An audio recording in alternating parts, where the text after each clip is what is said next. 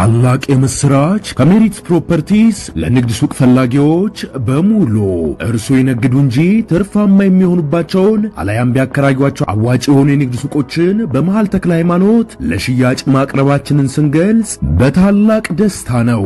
ሜሪትስ ፕሮፐርቲ ከሰፊ ካሬ አማራጭ ጋር ከ14 ካሬ እስከ 40 ካሬ የንግድ ሱቆችን ከ3.8 ሚሊዮን ብር አጠቃላይ ክፍያ ጀምሮ እንዲሁም ቀድሞ ለሚመጡ ውስን ደንበኞች በ3 ወር ጊዜ ውስጥ የሚረከባቸውን ስራ ማላመጃ የንግድ ሱቆችን ከነጻ ስጦታ ጋር ይዘንሎት ቀርበናል። እንዲሁም የመኖሪያ አፓርትመንቶችን ለምትፈልጉ ውድ ደንበኞቻችን ሜሪትስ ፕሮፐርቲ አራዳ ፓርክ ፊት ለፊት ከባለ 1 እስከ ባለ 3 መኝታ አፓርትመንቶችን ከ30% ታላቅ ቅናሽ ጋር ይዘንሎት ቀርበናል። ታዲያ ይህ የማይደገም ዕድል ሳያመልጦ ከታች ባለው ስልክ ይደውሉ። ታላቅ የኤርትራው የፕሮፓጋንዳ ክፍልና የሻቢያ ጀነራሎች ሰሞኑን ያዘጋጁት ያጸደቁት የጥፋት ዶክመንት ይሄ የጥፋት ዶክመንት አግኝተነዋል። ብዙ ሰዎች አስተያየት ሰጣችሁኛል። የተወሰነ ሃይላይት ብታረገን ሰሞኑንም መለስበታለሁ ብለህ ስላልክ ምንድነው የሚያመላክተው ስላላችሁ ትንሽ ሐሳብ አነሳላችኋለሁ።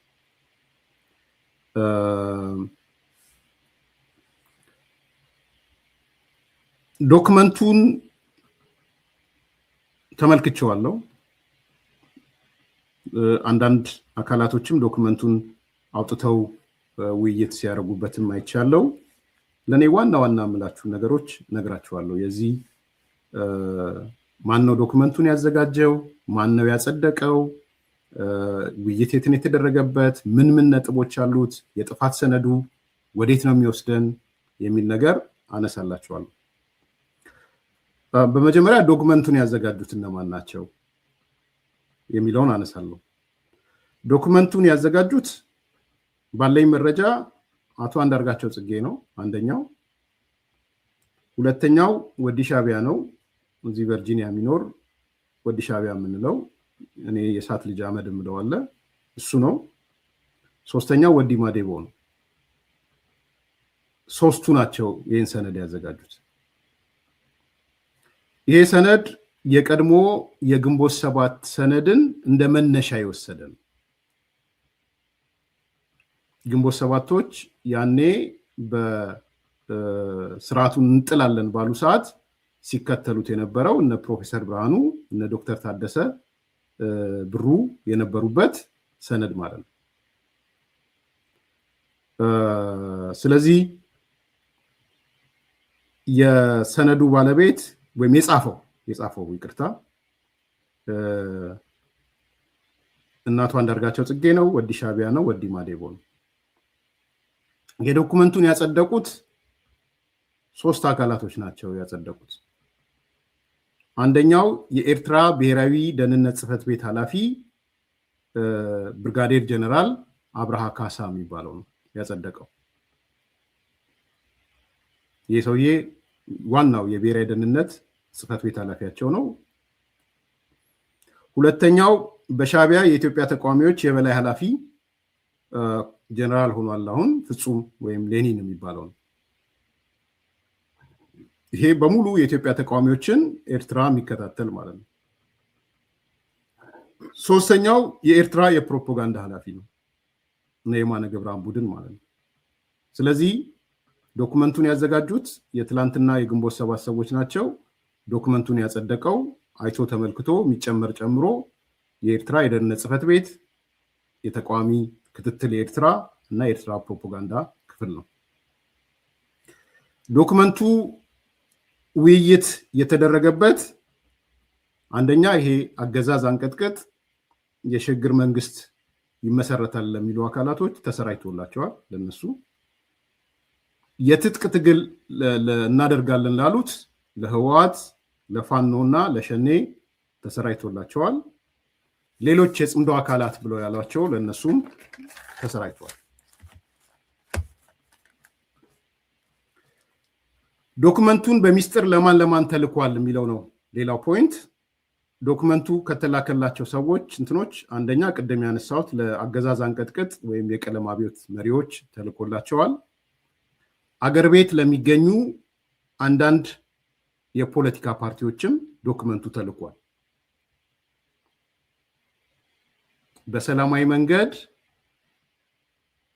በሰላማዊ መንገድ የሚታገሉ ማለት ነው። በሰላማዊ መንገድ እንታገላለን ያሉ አካላቶች ለነሱም ተልኳል። አሁን ምርጫ ምናምን ይሉ ማለት ነው። ውስጣችሁን ያለ ነው። ምን አናደደ? እኔ በዚህ አጋጣሚ ለአንድ ለሁለት ሶስት ሰዎች ምክር ሀሳብ መስጠት ፈልጋለሁ።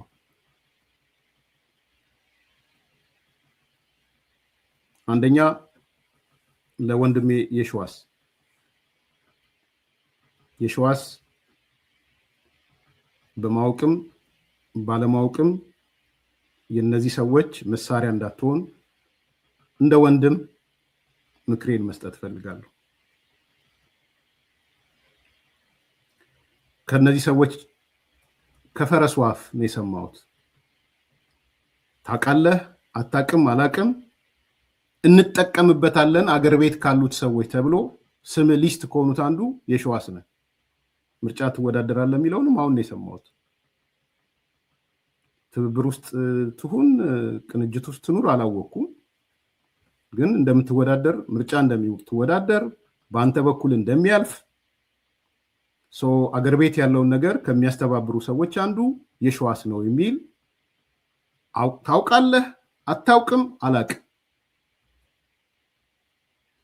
ግን እኔ ከታሰርክ በኋላ መናገር አልፈልግም።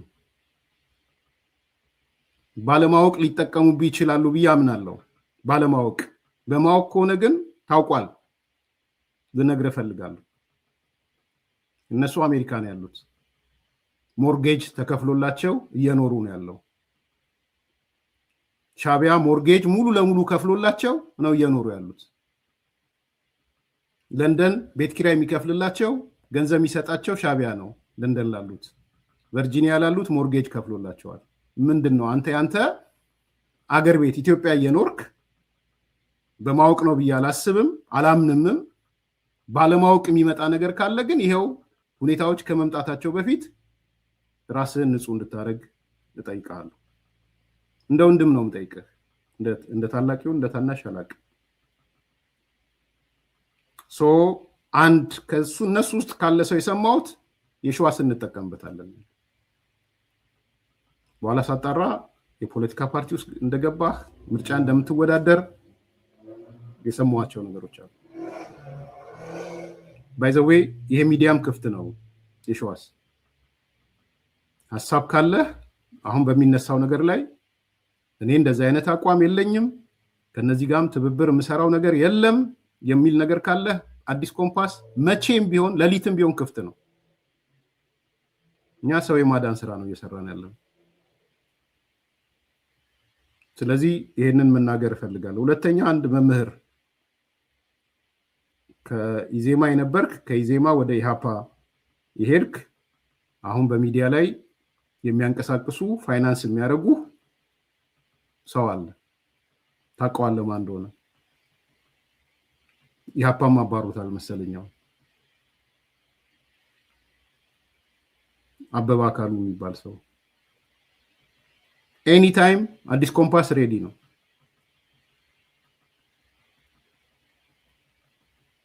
እና እናንተን ለመጠቀም እንዳሰፈሰፉ መረጃዎች አሉኝ። እደግመዋለሁ። አበበ አካሉ የምትኖረው ኢትዮጵያ ነው። በችግር ውስጥ ሊሆናል የምትኖረው። አሜሪካ ያለውን ህይወት አታውቀውም። አንተን የሚያሰማሩ አውሮፓ ያሉ ሰዎች ምን አይነት ህይወት እንደሚኖሩ አታውቀውም። እና ከመለመሏቸው ሰዎች አንዱ አንተ ነህ። አዲስ ኮምፓስ መተህ ሀሳብ የምትሰጥ ከሆነ እንደ የሸዋስ ሁሉ እድሉን እሰጥሃለሁ በዚህ አጋጣሚ። ሶስተኛ የኢሃፓዋ ዋና ጸሐፊ የተባለችው ናት። ዝርዝር ስለሷ ማንሳት አልፈልግም። ከመከራ በኋላ እንዳትማር ግን እንደ አንድ እንደ ታናሽ እህት አይቼ ልመክራት እፈልጋለሁ። ከልቤ ነው መክራት። ነገ ማንም የወጣትነትሽ ዕድሜ ከረገፈ በኋላ ማንም ዞር ብሎ አያይሽም። ይሄ እምቡር ማለት እዛው ያላችሁ ሰዎች ነው ምስክርነት የሚሰጡባችሁ። በነገራችን ሌላ ቦታ ሩቅ አይደለም የሚሄደው። ትብብሩ ፍርክስክሱ ሲወጣ ይወጣል። ምርጫ የሚቆይ አይመስልም ሳይሆን የትብብሩ ሰዎች ናቸው ከሳሽ ሆነው የሚመጡት። ሀገሪቷ ደግሞ የህግ ሀገር ናት። የህግ የበላይነት የሚባል ነገር አለ። ይሄ በጣም ግልጽ መሆን አለበት። የህግ የበላይነት የሚባል አለ አሜሪካን ሀገርም ስላለ ማለት ነው።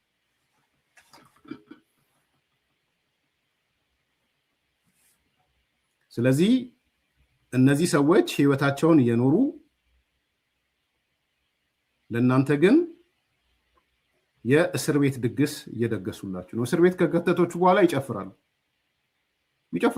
ታሰረ ምናምን አለ ይፈታ፣ ከዛ ይረሷቸዋል። እንደታየ ደንዳ ይረሷቸዋል። እና ማሳሰብ ፈልጋለሁ እንደ ወንድም ኮንሰርን እንዳለው ሰው እነዚህ ሰዎች ሊስት እንዳደረጓችሁ ሌሎችም አላችሁ ባይዘው ወይ ምሁራን ምናምን የተባላችሁ ሊስት ያደረጓችሁ ሰዎች አሉ። ፖሲብል ካንዲዴት ብለው ማለት ነው። ያኔ ግንቦት ሰባት እንደሚያደርገው ግንቦት ሰባት እንደዛ ያደርግ ነበር። ይሄ ደግሞ ኦልድ ትሪክ ነው። ኦልድ ትሪኩን ደግሞ አሉ ዛሬ መንግስት ላይ እነ ፕሮፌሰር ብርሃኑ አሉ። አዲስ ትሪክ አይደለም እየተሰራ ያለው። ኦልድ ዶግ ኦልድ ትሪክ ነው። ስለዚህ ሰብሰብ ማለት ጥሩ ነው ብዬ ነው ማምነው። ነገ ከነገ ወዲያ ታመሰግኑኛላችሁ። ዛሬ ልትወቅሱኝ ትችላላችሁ። ዛሬ ደሶኮልድ ፋርሴቡላ ምናምን የተለመደ ቃላቶች ስላሉ ልትሉ ትችላላችሁ። ችግር የለውም። ነገ ከነገ ወዲያ ግን የምታመሰግኑት ነው የሚሆነው። በተለይ መታችሁ የእነሱን ላይፍ ስታዩ እኔ ከሰነዱ በላይ መናገር የምፈልገው ዛሬ ይሄንን ነው።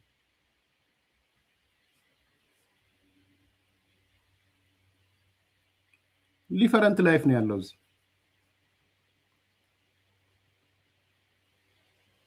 እስክንድር ነጋ ለሁለተኛ ለሶስተኛ ጊዜ ልናገር። እስክንድር ነጋ እንደዛ ቆዳና አጥንቱ እስኪገጣጠም ከቀበሮ ጉድጓድ ነው የመጣሁት እያለ ቆዳውና አጥንቱ እስኪገጣጠም አሜሪካን ሀገር ስመጣ ከቀበሮ ጉድጓድ ነው የመጣሁት እያለ ሲናገር ነበር።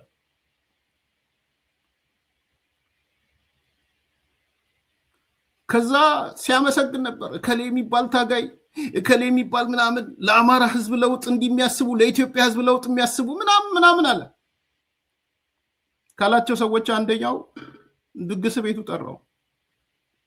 ጠራው ቤቱ። እውነተኛ ታሪክ ነው የምነግራችሁ። ሚዲያ ያለው የተቆጣጠረው ሚዲያው እንትን አለበት መሰለኝ፣ ብሎክ ተደረገ መሰለኝ። እሱም ብቻ ነው እንደ ጠራው።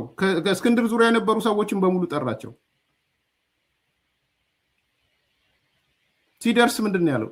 አይ እስክንድር እንደው እኮ ዝም ብለህ ነው። ይኸውልህ ትግል ራስንም እየጠበቁ ነው።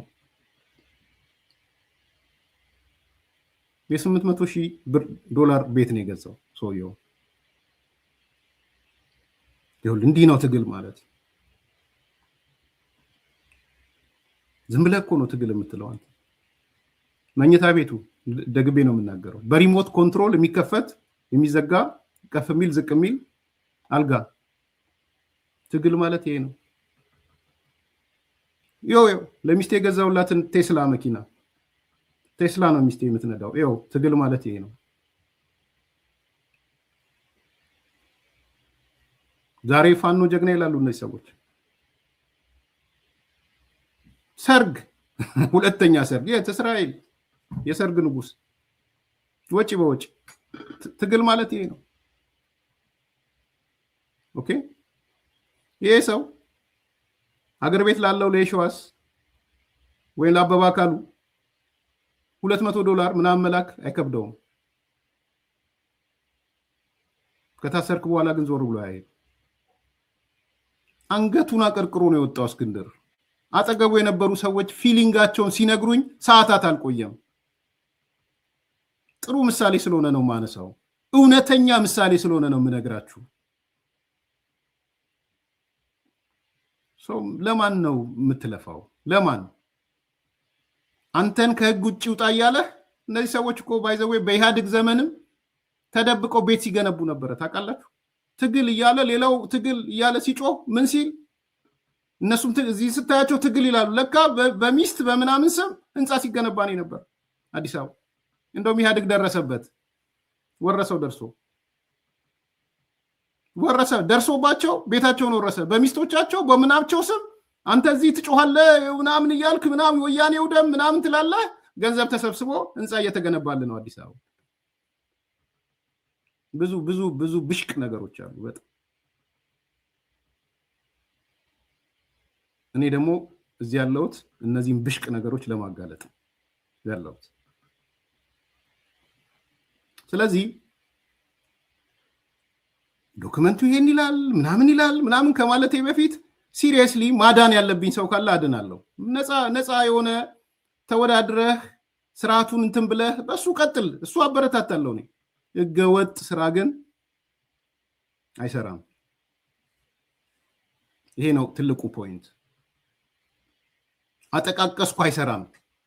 ስለ ሰነዱ አነሳለሁ። ስለዚህ አገር ቤት ያላችሁ ሰዎች ተጠንቀቁ።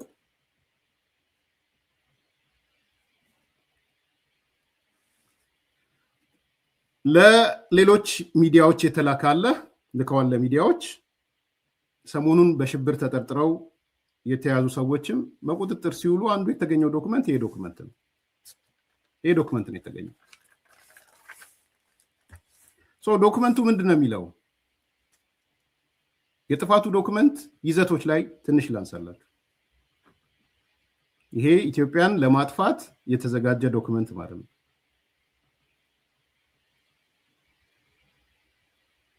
አንደኛ ሰነዱ ትግሉን ሁለገብ ትግል ነው ይላል። የሚካሄደው ትግል ሁለገብ ነው የሚለው። ሁለገብ ማለት ምን ማለት ነው? እንግዲህ የትግል አይነቶች የተለያዩ ሊሆኑ ይችላሉ። አንዱ ፍጹም ሰላማዊ ትግል የሚባለው ነው። ይሄ ፍጹም ሰላማዊ ትግል ማለት በአገሪቷ ህግ ተገዝተህ በምርጫ ቦርድ ተመዝግበህም ሊሆን ይችላል። በተለያየ መንገድ የምታደርገው ትግል ነው። እሱ ሰላማዊ ፍጹም ሰላማዊ ትግል የሚባለው ነው። እዚህ ላይ አንዳንዶች ሲቪል ዲስኦቢዲየንስንም አብረው ይጨምራሉ። ህዝባዊ እምቢተኝነትም የሰላማዊ ትግል አካል ነው ብለው የሚከራከሩ ሰዎች አሉ። ምን አይነት ህዝባዊ እምቢተኝነት የሚለውን ግን መነጋገር ያስፈልጋል። እኔም በከፊል አምንበታለሁ። እሱ ህዝብ ለምሳሌ ጨቋኝ ህጎች ከወጡ አልገዛም ማለት አለበት። ለጨቋኝ ህግ ህዝብ መገዛት የለበትም። እምቢ ማለት ስራ ማቆም ካለበት ለጨቋኝ ህግ ማቆም አለበት ብዬ አምናለሁ። የኔ ፐርሰናል እምነቴን ነው የምነግራችሁ። ለጨቋኝ ህጎች እምቢ ማለት ያስፈልጋል። እሱ እንደ ሲቪል ዲስኦቢዲየንስ አይነት ነገሮች በሰላማዊ ትግል ማዕቀፍ ውስጥ ሊታዩ ይችላሉ። ግን እነዚህም ቢሆን ሲቪል ዲስኦቢዲየንስም ቢሆን በህግ ማዕቀፍ ውስጥ ነው። ለዛ ለተባለው ጨቋኝ ህግ ነው እምቢ የምትሉት። ያም ሆነ ግን ፍጹም ሰላማዊ ከሚባለው ነው አንደኛው የትግል አይነት። ሁለተኛው የትግል አይነት የትጥቅ ትግል ነው፣ የነፍጥ ትግል ነው። ነፍጥ አንስተ ትጥቅ አንስተ የምትታገልበት ነው። ሶስተኛው የትግል አይነት ሁለገብ የሚባለው ነው። ሁለገብ ማለት የትጥቅ ትግሉንና የህዝባዊ እምቢተኝነቱን አንድ ላይ የያዘ ማለት ነው።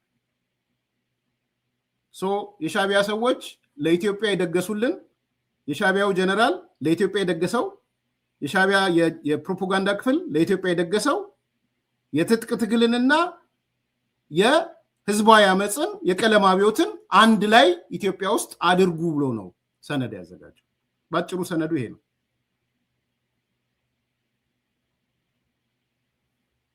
ግንቦት ሰባት ሲከተል የነበረውን ነው ሼፕ ያደረጉት ማለት ነው።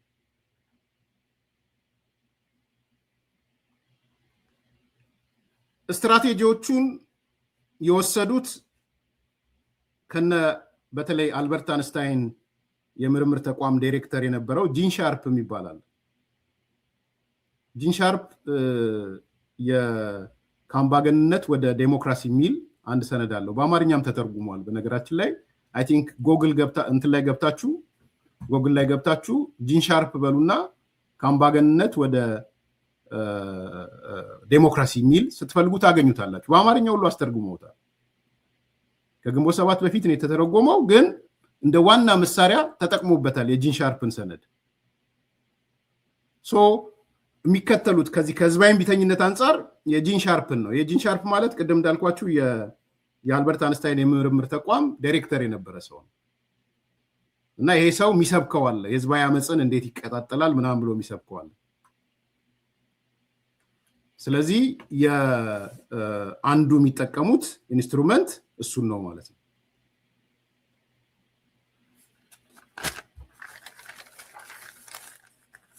ዘዴዎችና ይዘቶች ላይ ሰነዱ ላይ የተቀመጡ ነገሮች አሉ። አንደኛ ምን ይላል? የምንጠቀምበት ዘዴ ብሎ የህብረተሰቡን ክፍሎች በብሔር፣ በሃይማኖት፣ በመደብ የመለየት ስራ እንሰራለን ይላል። በብሔር፣ በሃይማኖት እና በመደብ። መደብ ማለት እንግዲህ ወጣቶች፣ ባለሀብቶች፣ ነጋዴዎች፣ መምህራን፣ ሴቶች ሊሆን ይችላል። የመደብ ክፍፍሉ አንዱ ሁለገብ ትግል የሚደረገው በብሔር ይሆናል፣ በሃይማኖት ይሆናል፣ በመደብ ይሆናል ማለት ነው። በብሔር ሊከፋፍሉን ተዘጋጅተዋል። በሃይማኖት ሊከፋፍሉን ተዘጋጅተዋል። በብሔሮቹ ውስጥ ያለውን ቅሬታ እናስተጋባለን ይላል። በሃይማኖት ውስጥ ያለውን ቅሬታ እናስተጋባለን ይላል።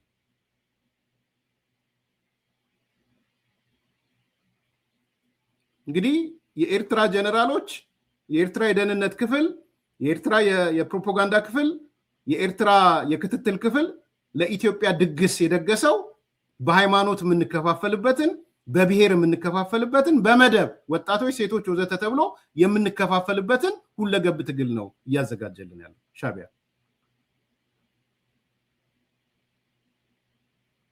ሁለተኛ በአገዛዙ ኢፍትሐዊነት፣ ጦረኝነትና እብሪት ተገደው የትጥቅ ትግል የጀመሩትን እናቀናጃቸዋለን ይላል።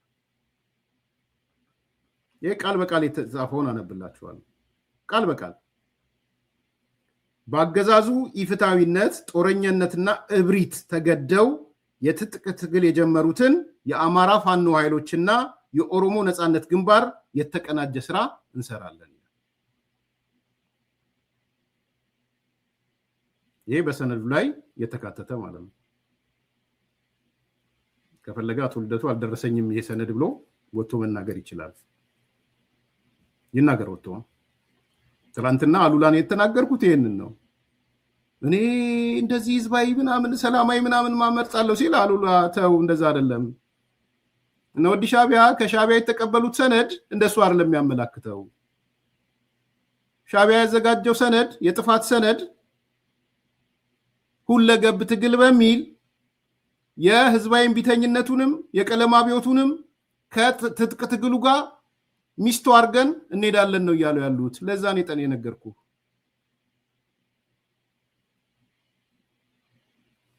ይሄን ቀጥታ ነው የተጻፈው። በአገዛዙ ኢፍትሐዊነት፣ ጦረኝነትና እብሪት ተገደው፣ በግድ ነው ትጥቅ ትግል የገቡት፣ ወደው አይደለም ነው የሚለው። ተገደው የትጥቅ ትግል የጀመሩት የአማራ ፋኖ ኃይሎች የኦሮሞ ነፃነት ግንባር ጋር የተቀናጀ ስራ እንሰራለን። ሁለተኛው ነጥብ እሱ ነው።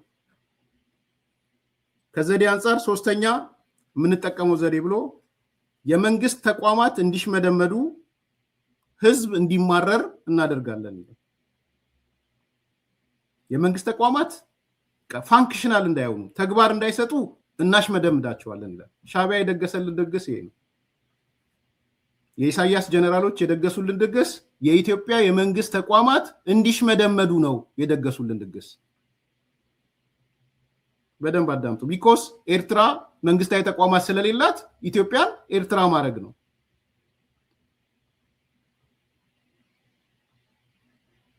የመንግስት ተቋማት እንዲሽመደመዱ ማድረግና ህዝቡ እንዲማረር ማድረግ፣ ህዝቡ ለመንግስታዊ ህጎች እንዳይታዘዝ ማድረግ እናደርጋለን። የመንግስት ህጎች እንዳይፈጸሙ፣ የመንግስት ተቋማት ስራ እንዳይሰሩ፣ ህዝቡ እንዲማረር፣ እንዲሽመደመድ መንግስት አገልግሎት ማለት ነው። ይህ አንዱ ዘዴ ነው። ሌላው ዘዴ የትግል ሙዚቃዎችን ለሁለገብ ትግሉ በሚመች መልኩ በመቃኘት እንጠቀምበታለን። የትግል ሙዚቃዎችን ለሁለገብ ትግሉ ሰነዱ ላይ ሄዳችሁ ማንበብ ትችላላችሁ። አይ ቲንክ አሁን ሰርኩሌት እየሆነ አይቻለሁ። ሰሞኑን ያለው እኔ ዝርዝር መግባት አልፈልግም። ከቴዲ አፍሮ ጋር በተያያዘ ያለው ነገር መንግስት ነገሩን የያዘበትን መንገድ ይፋ ቢያደርግ ጠይቃለሁ። ይፋ ያርግ። የምንሰማቸው ነገሮች የመንግስት ኃላፊዎች ግልጸኝነት መፍጠር ያለባችሁ ነገር ይመስለኛል። መሆንም አለበት። ከጀርባም ያለ ተንኮል ካለ፣ ከጀርባ ያለም ሴራ ካለ ግልጽ አድርገን እንስማ። እስከዛው ድረስ ግን ብዙ መናገር አልፈልግም። ሁለት ነገሮች አብሬ ጨምሬ ግን በሳይድ ማንሳት እንፈልገው። አንደኛ ድምፃዊ ቴዲ አፍሮ ወይም ቴዎድሮስ ካሳሁን ልዩ ጥበቃ ይፈልጋል። ይህንን ደግሜ ደጋግሜ ማንሳት ፈልጋለሁ። ከዚህ በፊትም አንስቻለሁ።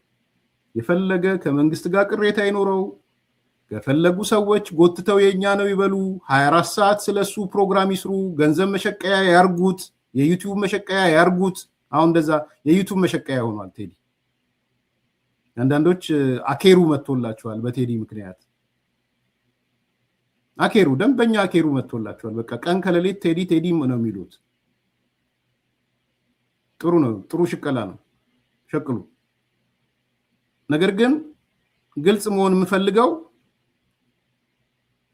በዚህ ልጅ ጉዳይ ላይ በቴዲ አፍሮ ጉዳይ ላይ መንግስት ስለ ደህንነቱ ዋስትና መስጠት አለበት። የተፈለገው ሌላ ነው። ይሄ አንደኛ ነው። ሁለተኛ ካሙዙ የምትባለው ሰው እኔ አላቅም፣ ዲቴይል ምን እንደሆነም አላቅም።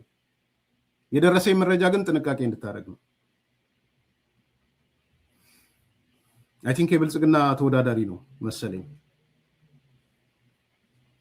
ቆርጣችሁ ላኩልኝ ለካሙዙ ለሚባለው።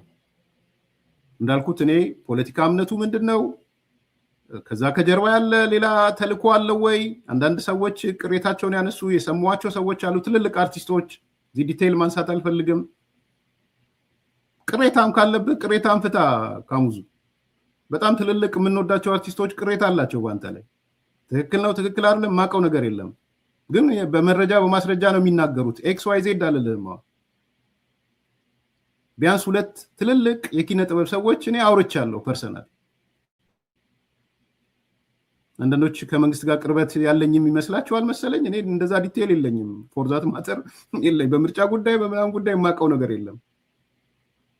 ግን እስቲ እንደው በዚህ ጉዳይ ላይ እኮ ብለው ትልልቅ እዚህ መናገር ማልፈልጋቸው ሂዩጅ የሆኑ በኢትዮጵያ የኪነ ጥበብ ሙያ ውስጥ ቁጥር እስከ 7 6 5 ብጠሩ የሚኖሩ ሰዎች ቅሬታ አላቸው በአንተ ላይ። እኔ የሰማሁት ነው። ሶ ያ ቅሬታ እንደተጠበቀ ሆኖ መንግስትም የቀረብኩበት መንገድ ምን እንደሆነ አላቅም፣ አያስፈልገኝም። ነገር ግን ለህይወት ግን መጠንቀቅ አለብን። አሁን የሻዕቢያ ሰነድ አንዱ እሱ ነው። ከተራር ለማውራው የምናገረው ነገር እና አቶ አንዳርጋቸው ጽጌ በአደባባይ ወጥቶ የተናገረውን ነው የምነግራችሁ። አቶ አንዳርጋቸው ጽጌ ለመጀመሪያ ጊዜ በይፋ ወደ ውጭ ከወጣ በኋላ አቶ ገዱ አንዳርጋቸው ውይይት አድርገው ነበር። እንደምታስታውሱት ላስታውሳችሁ፣ ሾርት ሜሞሪ ካላችሁ። አንድ ሰሞን ጩኸት በነበረ ሰዓት አቶ ገዱ በዚህ በኩል አቶ አንዳርጋቸው ምናምን ሆነው አቶ አንዳርጋቸው እንዲናገር ተደረገ። አንድ መድረክ አዘጋጅተው እንዳትረሱ። አቶ አንዳርጋቸው ምንድነው የተናገረው? ግንቦት ሰባት ሁለገብ ትግል በምናደርግ ሰዓት ከሚገደሉ ሰዎች ሊስት ውስጥ አቶ ገዱ አንዳርጋቸው ነበሩ። ቪዲዮ አለኝ ከፈለጋ አሳያችኋለሁ አምጥቼ። ይሄ ሁለገብ ትግል የሚገደሉ ሰዎችንም ሊስት ያደርጋል። እኔ አንድ ነገር ከተፈጸመ በኋላ ሆይ ሆይ ማለት አልፈልግም። አገሬ እንድትረበሽ አልፈልግም ማንነቴ። ስለዚህ ሊገደሉ የሚገባቸው የሚል ሁለገብ ትግሉ የሻዕቢያ ትግል አንዱ ስለሆነ ሊስት ያደርጋል። ለውጡ እንደመጣ ስንቶቻችሁ እንደምትወቁ አላውቅም። ለውጡ እንደመጣ እኮ የሻዕቢያ የደህንነት መዋቅር ሊገላቸው የነበሩ እኮ ኤርትራውያን ነበሩ። ሸሽተው ወጡ እንዳሉ ታውቃላችሁ። ሊስት አድርጎ ኮሎኔል መንግስቱን እኮ ሊገለው ሄደዋል። ምንድነው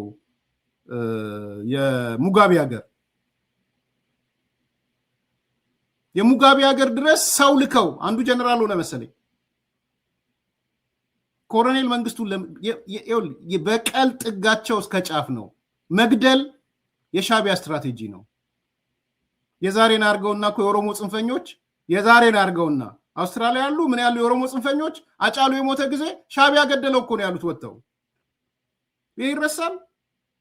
የሻዕቢያ መዋቅር ወታደራዊ መዋቅር በሙሉ ኦሮሚያ ገብቷል፣ የገደለው ሻዕቢያ ነው ብለው ነው የተናገሩት የኦሮሞ ጽንፈኞች። የዛሬን አርገው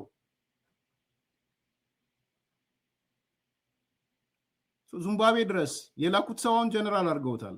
ኮሎኔል መንግስቱን ለመግደል የላኩትን ካልተሳሳቱ። እኔ ድንኳን ጥያ አላለቅስም። ድንኳኑ ከመጣሉ በፊት ድንኳኑ እንዳይጣል ነው ፕሮቴክሽን ከለላ እየሰራ ያለሁት፣ አዌርነስ እየሰራ ያለሁት።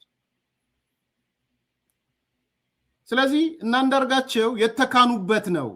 አቶ ገዱ አንዳርጋቸውን ከምንገላቸው ሰዎች ሊስት ውስጥ የነበረ ነው ያሉን።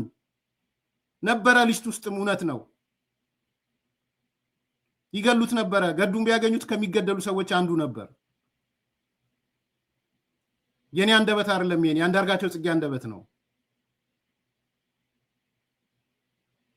ስለዚህ ፕሮቴክሽን ያስፈልጋል፣ በደንብ ፕሮቴክሽን ያስፈልጋል። ለቴዲም ፕሮቴክሽን ያስፈልጋል። በህግ የሚጠየቀው ነገር አይ ዶንት ኖ። እኔ እስካሁን የማውቀው በህግ የሚጠየቅ ነገር አላየውም። ሰዎች የመሰላቸውን መጽሐፍ ማንበብ መዝፈን ይችላሉ ብዬ ነው ማምነው፣ የመሰላቸውን።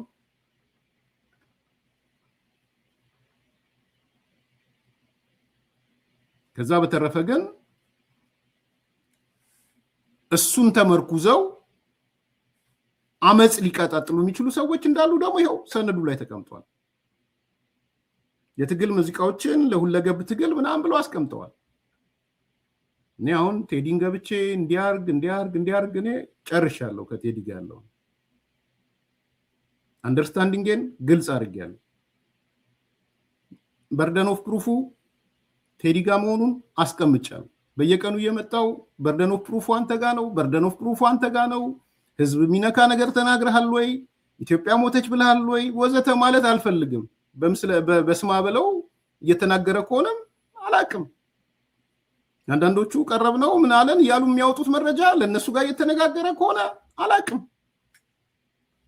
ግን ማህበረሰባዊ ቅሬታ እየመጣ እንደሆነ ግን ደጋግሜ መናገር ፈልጋለሁ። አለ ማህበረሰባዊ የኦሮሞ ብሔርተኞች እስቲ አንድ የኛ ጀግና ወይ ምናምን ሲሉ አይታችኋል? የለም። ለምንድን ነው የሌለው? ማህበረሰባዊ ቅሬታ እውነት አንድ አረገ፣ ማህበረሰቡን አሰባሰበ። ከዘፈኑ በኋላ የአንድ ሳምንት ነገር ውስጥ በማህበረሰብ ደረጃ በፖለቲካ ኤሊቱ ደረጃ መሰባሰብ ነው የታየው።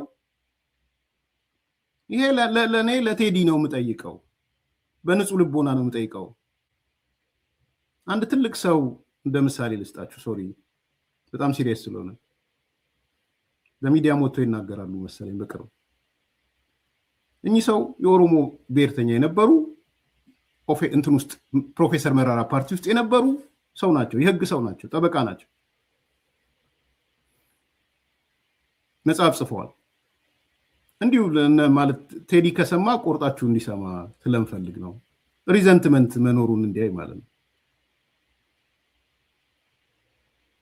ማለት እኚህ ሰው ማለት በቃ የኢትዮጵያ መገለጫ ጫፍ ቴዲ አፍሮ ነው ብሎ ያሉ ሰው ናቸው። ቅድም እንዳልኳችሁ ኦፌኮ ውስጥ የነበሩ ትልቅ ሰው የህግ ጠበቃ ምናምን ናቸው። መጽሐፍ ሲጽፉም የቴዲ አፍሮን ነው የጨመሩት። ከኦፌኮ ወጥተዋል፣ ጥለው ወጥተዋል። ያኔ ቴዲ ላይ ቦይኮት ሲደረግ ኧረ ጎራው ብለው አይቻልም ኢትዮጵያዊ ምልክቴ ነው ብለው የወጡ ሰው ናቸው። ምሳሌ ነው የምሰጣችሁ። ሌሎቹ ቦይኮት ሲያደርጉ ሄሊከንም በደሌ ቢራም አልተባበሩም። በኢትዮጵያዊነቱ ነው ይሄ ሰው የተጎዳው ብለው ነው ፊት ለፊት የወጡትም የተናገሩትም። ከዚህ በላይ ብዙ ሰውየውን መግለጽ አልፈልግም። ዛሬ ግን ጥሩ ስሜት የላቸውም። በሰው በጣም ጥሩ ስሜት የላቸውም። እሱ ነው የፈለገው፣ ይፈልጋል፣ እሱ ይጠቅመዋል። ህይወቴን እሰጥለታለሁ ያሉት ሰዎች እንደዚህ ነው ለካ የሚያስበን ሲሉ ሚስ ሪፕሬዘንት ኮንክ ሚስ ሪፕሬዘንት አለመሆንህን የምታሳየው አንተ ነህ። ባይዘዌ አንተ ነህ ሚስ ሪፕሬዘንት ተደርጌያለሁ ብለህ ማለት ነው። ሚስ ሪፕሬዘንት በርደን ኦፍ ፕሩፉ ግን አንተ ጋር ነው ያለው።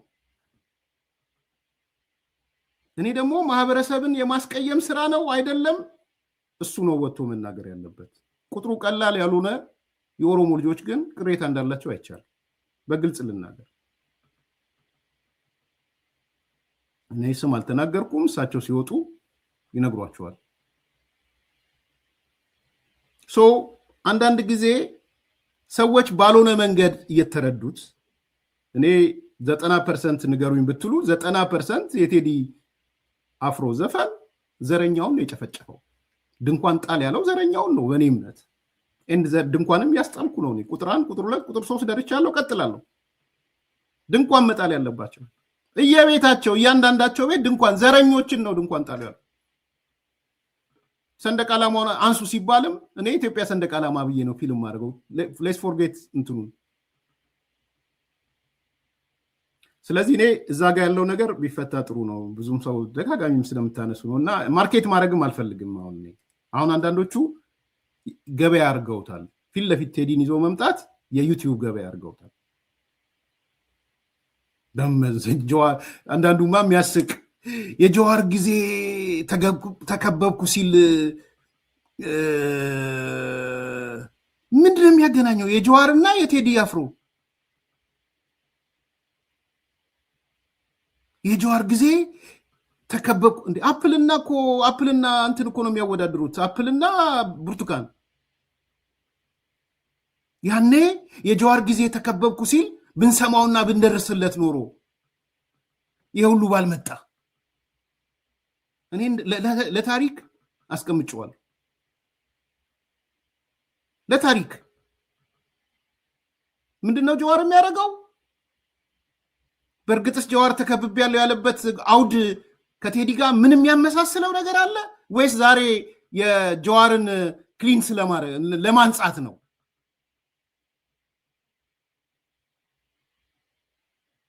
ጀዋርን እንትን ውስጥ ለመክተት ነው? ንጹህ ለማድረግ ነው? አጥቦ ለማስወጣት ላውንደሪ ለማስገባት ነው እንዴ? የሞት በጀዋር ምክንያት የሞቱ ናቸው እንትን የሚልህ ወይስ እሱ እኮ መንግስት ነኝ ስላለ ነው ጥሪ ያቀረበው? ምን ያገናኘው? እሱ በይፋም ሁለት መንግስት ነኝ ብሎ እኮ ጥሪ ያቀርቧል። ያኔ ሁለት መንግስት ነኝ ብሎ የሁለተኛው መንግስት አካሎቼ ውጡ ነው ያለው። ምን ያገናኘዋል? አሁን ከቴዲ ጋር የጀዋር ጉዳይ ምን ያገናኘዋል?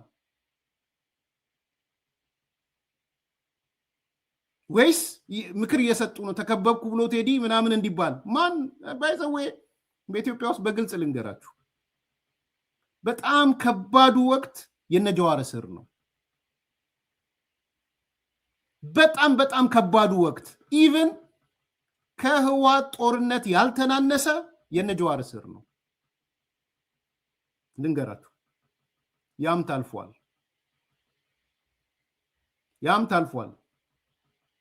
የታለፈበት መንገድ ደግሞ ጀዋርን ባሽመደመደ የሱን መዋቅር ሽምድምዱን ባወጣ አሁን ተራ ሰው ዜጋ አልባ ያደረገ መጨረሻ ነው። ከምሬን ነው የምናገረው። የጀዋር እስር ከባድ ነበረ። የበቀለ ገርባ እስር ከባድ ነበረ። እዛ ላይ ደግሞ የአጫሉን ግድያ ጨምሩበት። ያ ታልፏል። ሲታለፍ ደግሞ በተሻለ መንገድ ነው የታለፈው። አብሮ ያሳዝነኛል። አጫሉ ኢትዮጵያዊ በመሆኑ ነው የተገደለው። ናዊዴስ በተለይ ኢትዮጵያዊነት ስላቀነቀነ የትርክት ለውጥ ስላመጣ ነው የተገደለው። ብሔርተኝነት ግን አብሮ ወደ መቃብር ጉዞ እንዲጀምር ተደርጓል። የነ ጀዋር እስር የብሔርተኝነት መቃብር ጉዞ ነው። በፍጹም አፕልና ኦሬንጅ አይወዳደርም። ዛሬ መተህ በቴዲ አፍሮ ላይ ሆነ ጀዋርን ጀስቲፋይ አታደርግም።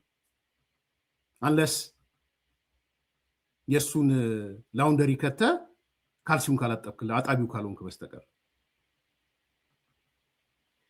እየገረብክለት የሚገረው የጫት ገረባውን ተሸክመ ምዞር ካልሆነ በስተቀር ማለት ነው።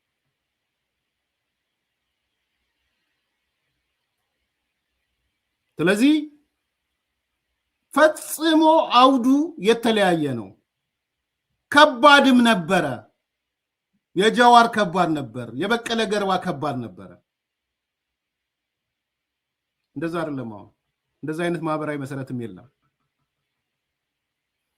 ጊዜውም ቦታውም ሁኔታውም ይለያል። ግለሰብን ግን መናጆ አርጋችሁ ቴዲ አፍሮ ወይም ሌላው መናጆ አርጋችሁ ግን ድንኳን ልጥሉ ፈልጋችኋል። መንግስት መጠንቀቅ ያለበት እሱ ነው። ጥንቃቄ ማድረግ አለበት መንግስት። ስለዚህ የትግል ሙዚቃዎች ለሁለገብ ትግሉ የሚለውን አንድ የሚጠቀሙበት ነው። ሌላው ዲያስፖራውን ለሁለገብ ትግል እንጠቀም ነው የሚለው። ዲያስፖራው ሪሚታንስ እንዳይልክ እናርገው። ሪሚታንስ የሚልክ እንኳን ከሆነ በመደበኛ ባንኮች ሳይሆን እኛ ባዘጋጀንለት መስመሮች ይላክ።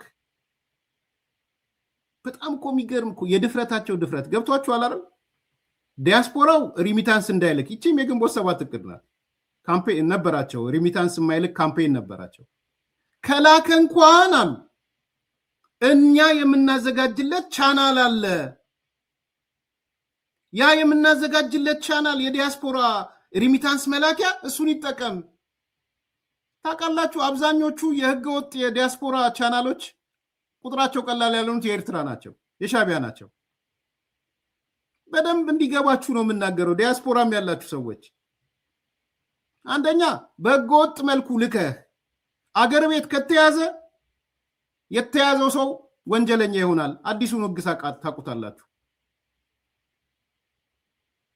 በህገወጥ መልኩ የላከው ብቻ ሳይሆን የላከውን አያገኙትም፣ የደረሰው ሰው በወንጀል ይቀጣል። እሱ አይደለም ግን የሚገርመው የድፍረታቸው ድፍረት በፎርማል ቻናል፣ በብሔራዊ ባንክ፣ በንግድ ባንክ፣ በተለያዩ ባንኮች እንዳይልክ እኛ የምናዘጋጅለት ቻናል አለ። ከዛ እኛ በምናዘጋጅለት ቻናል ይላክ ነው እያሉ ያሉት።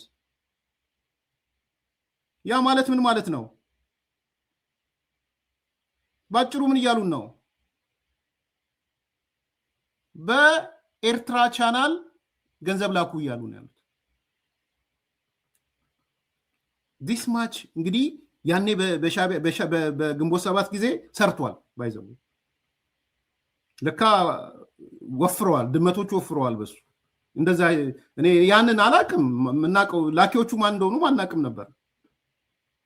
ዛሬ ግን ይህን ነው የምላችሁ። ፕሮፌሰር ብርሃኑ መንግስት ውስጥ አለ የኔ ወንድም።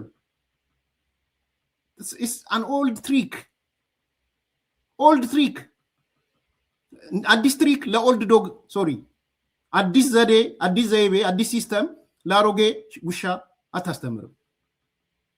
ኦልሬዲ ይሄን ሲስተም ያለፈበት ሰው የመንግስት የትምህርት ሚኒስትር ነው። እያንዳንዳችሁ ዱካችሁን ጉዟችሁን የሚያውቅ ማለት ነው።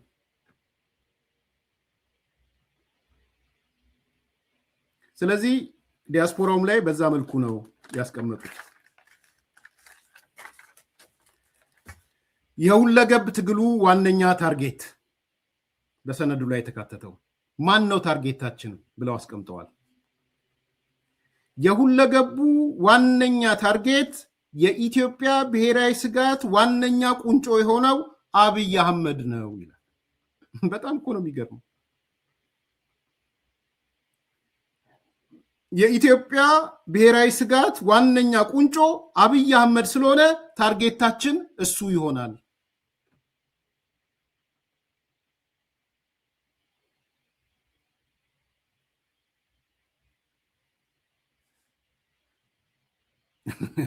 መጨረሻ ሄዶ ያቃተን ሰውዬ የኢትዮጵያ ብሔራዊ ስጋት ጠቅላይ ሚኒስትሩ ነው። ሁሉ ነገር ማጠንጠኛችን ወደ ጠቅላይ ሚኒስትሩ ነው የሚሄደው። የምንከተለው ህግ ይላል 20/80 ይሆናል ይላል። 20/80 ምን እንደሆነ አላወኩም። እንግዲህ የሊደርሺፕ ህጉን አላቅም። ሩላችን 20/80 ይሆናልና ከዛ በዚህ 20/80 ህግ መሰረት ይላል ይሄ ግለሰብ ጠቅላይ አብይ አህመድ ማለት ነው ከተወገደ ዋነኛ የቀውስ መንስኤና መልቲፕላየር ተወገደ ማለት ነው ሰነዱ። ስለዚህ የወቅቱ ትልቁ አጀንዳና አይናችንን የማነቅለው አብይ አህመድ ይሆናል ሰነዱ ነው የሚለው። ብዙ ቦታ አይ ቲንክ አይታችሁታል ብዬ አስባለሁ። አሁን እያሰራጩት ስለሆነ መጨረሻ ሄደና ማጠቃለያ ሻቢያ ማጠቃለያው ምን አደረገ? ፎከሶን አብይ አህመድ፣ ታርጌታችን አብይ አህመድ ነው። የኢትዮጵያ ዋነኛ ብሔራዊ ስጋት አብይ አህመድ ነው።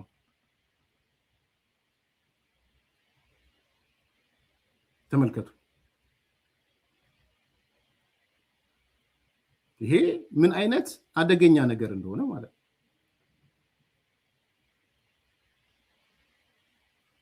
ትኩረታችንን ወደ አብይ አህመድ እናደርጋለን ነው የሚለው።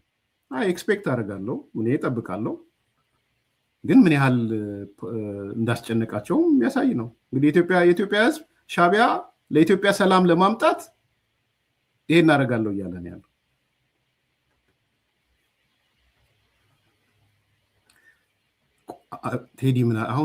ቴዲ ምን አደረገኝ አልኩኝ። ጌታቸው ጠብቁት እኮ ነው ያልኩት። ሰምተሃል ለመሆኑ? ጌታቸው ዲስቶርት ለምንድነው የምታደርጉት? ሲሪየስ የሆነ ነገር ላይ ጠብቁት። መንግስት ከለላ ይስጠው። ነውር ነው ጌታቸው። መንግስት ከለላ ይስጠው፣ ይጠብቀው፣ በሱ ዙሪያ ያለውን ነገር ክሊር ያድርግ። ነገር ግን ምንም ነገር እንዳይሆን ከለላ ይስጠው። ኢትዮጵያ ነው እየኖረ ያለው የኔ ወንድም ይሄ ሰው ጌታቸው። ይሄ ነውር ነው። ሁለተኛ ደግሞ እንደ ታላቅ ወንድም የመከርኩት ቅሬታ ያላቸው ሰዎች አሉ። ያው አደባባይ እውነት ነው። ትላንት ህይወታቸውን የሰጡ መጽሐፍ የጻፉለት ሰዎች ሌላ ስሜት ተሰምቷቸው አይቻለው። የቴዲ የመከራ ጊዜ ያለውን አብረውት የነበሩ የኦሮሞ ልጆች ምሁራን ምንድነው? የቱ ጋ ነው ጥፋት? የቱ ጋ ነው ወንጀሉ? ነው ልትገለው ፈልጋል? ቴዲ እንዲገደል ፈልጋል?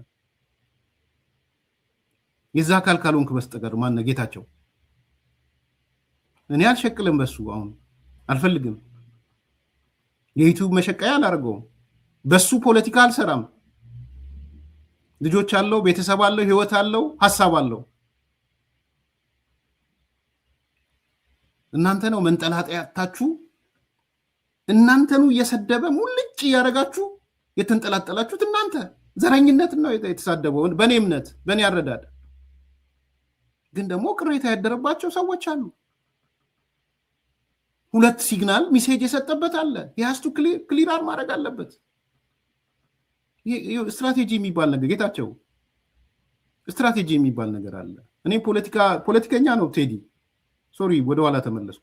ፖለቲከኛ ነው ቴዲ። ዝም ብሎ አይደለም። አይዲዮሎጂስት ነው፣ አይዲዮሎግ ነው። ተራ ዘፋኝ አይደለም ቴዲ። ዋይዘወይ አይዲዮሎጂ አመለካከት አለው፣ አስተሳሰብ አለው። ኢትዮጵያ ምን ትምሰል የሚለው አለው። ያ ከብልጽግና ጋር አይስማማም።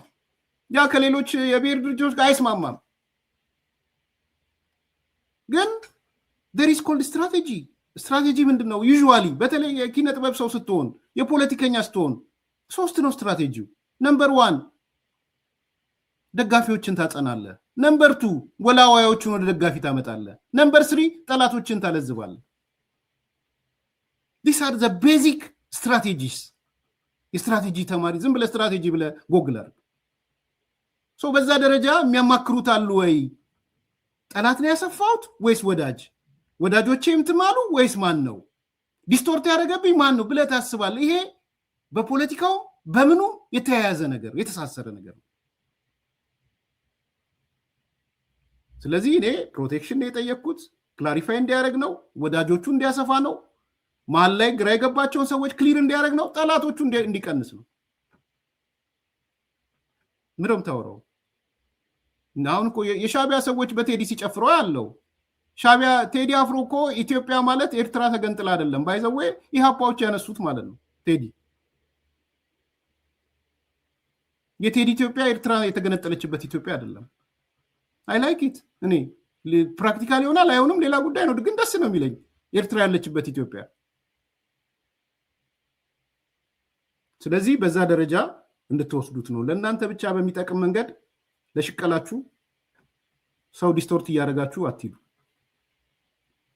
ሰው በአጠቃላይ ይሄ ነው አንደኛው ሰነድ የዚህ የኤርትራ ጉዳይ። የኤርትራና አሜሪካ ዝርዝር ነገሮች መረጃ ጠይቄ እንትን እየወሰድኩ ነው። ባጭሩ ግን ለማንሳት በኤርትራና በአሜሪካ መካከል ኖርማላይዜሽን የሚመስል ነገር የተጀመረ ነገር አለ። ይሄ ኖርማላይዜሽን ኤርትራ ከአሜሪካ ጋር ግንኙነት የምትፈጥርበት የኖርማላይዜሽን ፕሮሰስ ነው። ብዙ ሚዲያዎች ያን ነገር አውጥተውታል። እሱን የሚቃወሙ ሰዎች ደግሞ እየጻፉ ነው ያሉት። እነ ቲቦር ናጄ አንዱ ከተቃወሙት ሰዎች አንዱ ነው። ምክንያቱም ኢሳያስ ባለበት በትራምፕ ቁጥር 1 ዘመን ተሞክሮ ነበረ። ኢሳያስ ባለበት ግን ፋንክሽናል አይሆንም። አገሪቱ ኤርትራ ማለት እስር ቤት ናት ነው ያለው። እስር ቤት ስለሆነች ተግባራዊ የሚሆን ነገር አይመስለኝም ነው ያለው። ይሄ ጉዳይ ፖዚቲቭ ነገርም አለው፣ ኔጌቲቭ ነገርም አለው። ጥንቃቄ የሚያስፈልግ ነገርም አለው፣ አዎንታዊ ነገር አለው። እኔ ባጭር ነገር ነው መናገር እንፈልገው።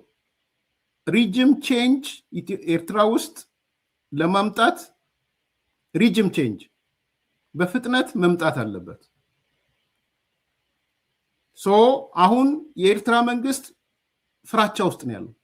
በጣም ከፍተኛ ስጋት ውስጥ ነው ያለው። ያ ስጋት ከየት ነው የመነጨው? የኤርትራ ቀይ ባህር አፋሮች አክቲቭ ሆነው መጥተዋል። አሁን የኢትዮጵያ መንግስት አክቲቭ ሆኖ ቦልድ ሆኖ ጥያቄዎቹን ይዞ መጥቷል። ኤንድ ሙቭንም እያዩት ነው። የህብረተሰቡ ስሜት እያዩት ነው። ይሄ ደግሞ የኢትዮጵያ መንግስት እያሳየ ያለው ነገር የኤርትራ ቀይ አፋሮች የሚያሳዩት ነገር ፕላስ ደግሞ በሌላ መንገድ እየተዳከመ የጽንፈኛው ኃይል እየተዳከመ በተለይ ቲፒኤልኤፍ እየተዳከመ መምጣት እያዩት ነው ባይ ናቸው። ስለዚህ ኢሳያስ ደግሞ ስትራቴጂ ለመቀየር ችግር የለበት። ፍራቻ የሆነ ነገር ካለ ዩተርን ማድረግ ኢሳያስ ጋር ችግር የለም። እድሜ ልኩን የሚከተለው ታክቲክ ነው እሱ። ደን የትራምፕ ፖሊሲ ደግሞ እንደምታውቁት ዴሞክራሲ ጉዳይ አይደለም፣ የሀገሮችን የሰብአዊ መብት ምናምን እኔ ጉዳይ አይደለም፣ ከዛ ሀገር ምን አገኛለሁ የሚል ነው የትራምፕ ደግሞ ሀሳብ ማለት ነው። ስለዚህ የትራምፕ ፖሊሲ አለ፣ የአሜሪካ ፖለቲከኞች ደግሞ እንደነ ቲቦር ናጄ አይነት ሰዎች የሚናገሩት ነገር አለ። ስለዚህ ይሄንን ቁጭ ብሎ ሴናሪዎቹን ራሱን ችሎ ሴናሪዎቹን መስራት ያስፈልጋል ብዬ ነው ማምነው። ሆፕፉሊ በዚህ ጉዳይ ላይ ዝርዝር ራሱን የቻለ ሀሳቦችን እንለዋውጣለን። ላይክ አርጉ፣ ሰብስክራይብ አርጉ፣ ሼር አርጉ። መልካም ቀን። ታላቅ የምስራች ከሜሪትስ ፕሮፐርቲስ ለንግድ ሱቅ ፈላጊዎች በሙሉ እርሶ ይነግዱ እንጂ ትርፋማ የሚሆኑባቸውን አለያም ቢያከራዩአቸው አዋጭ የሆኑ የንግድ ሱቆችን በመሃል ተክለ ሃይማኖት ለሽያጭ ማቅረባችንን ስንገልጽ በታላቅ ደስታ ነው።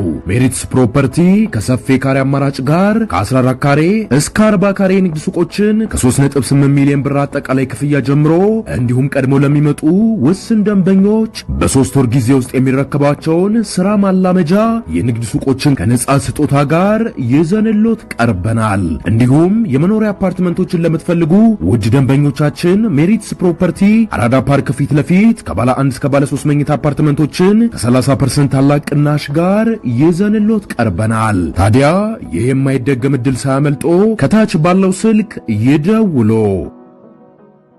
ታላቅ